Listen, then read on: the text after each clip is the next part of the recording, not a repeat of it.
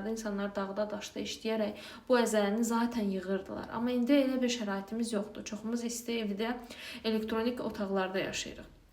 Amma yox, illa ki siz əzələ bərkitmək istəyirsinizsə, normal qidalanın. Normal Allah verən ətdən, proteindən, yumurtasından yeyin, amma normal miqdarda, həddi aşaraq yox, orqanları yoraraq yox.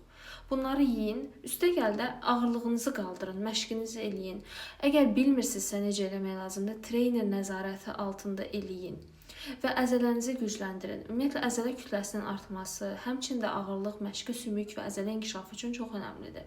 Xüsusən də yaşlılarda. Çünki biz bir yaşdan sonra sümüyümüz də əriyir, bizim əzələmiz də əriyir və bu artıq qocalanda bizim gücsüz olmamıza gətirib çıxarır ki, bu da tez-tez yıxılıb, kəllə-beyin qanaxmalarından tutun da sümük sınıqlarına qədər gətirib çıxarır. Buna görə də əzələ kütləsinin artırılması, sümük sağlamlığı üçün ağırlıq məşqləri önəmlidir.